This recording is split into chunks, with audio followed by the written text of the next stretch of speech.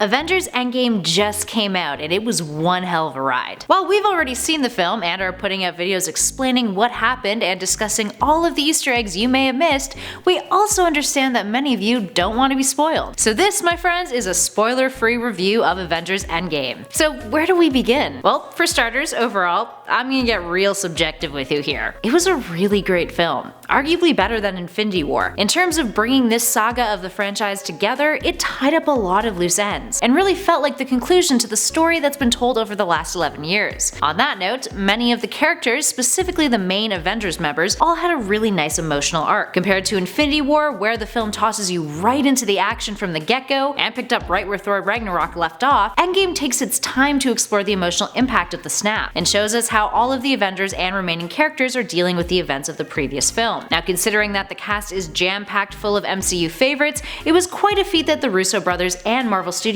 pulled it off, but it was really well done. Endgame started off by not only reminding us of what was at stake, but also took the time to really explore how each of the Avengers were struggling with their individual trauma. Infinity War, in comparison, feels as if it was created to be a cliffhanger and to give us character development on Thanos, whereas Endgame felt like the end of a chapter to a really great book, concluding everything. It was incredibly cathartic. Perhaps the most endearing aspect of it, though, was the fact that Marvel Studios really paid attention to the continuity of the franchise. Endgame was chock full of references to previous films, and key plot points that occurred in the past of the MCU were critical to the story, or even pointed out in subtle little ways that will really make fans appreciate Endgame even more. From comedic moments to heartfelt ones, fans of the MCU will really adore all of the shoutouts that the film planted. It also set up certain characters for the future, specifically the ones you know are getting spin-offs, thanks to the announcement of the greenlit shows that will be appearing on Disney's streaming service. While those scenes aren't super intensive, they were nice reminders that the MCU will go on, and the legacy of previous characters will still have an impact on the universe. Plus, the stories of those who may or may not venture away from the Avengers team will still go on as well. There's also a few Easter eggs in the film that imply that some of the characters that Disney and Marvel Studios recently acquired the rights back to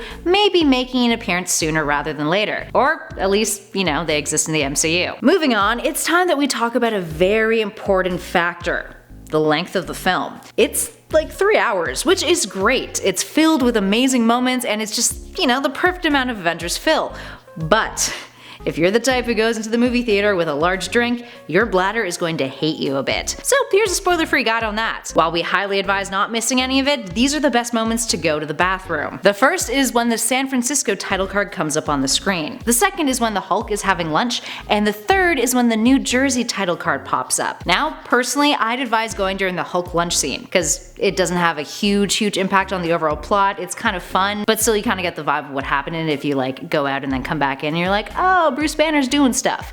Makes sense. And last but not least, the film does not contain any post-credit scenes. This makes sense since it's the end of the Infinity Saga, but considering our last point about the washroom, if you gotta go, you should probably just get up and go. Although, you know, you should watch credits normally. It's kind of important.